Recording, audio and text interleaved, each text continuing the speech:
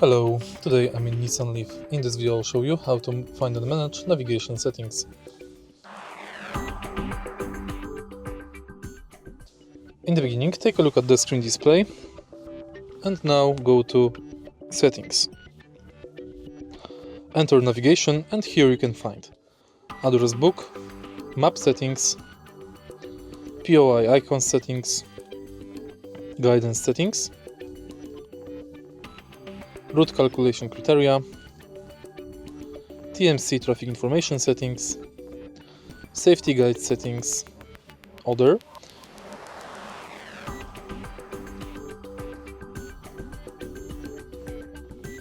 you can delete stored items, delete destination history and reset all navigation settings to default.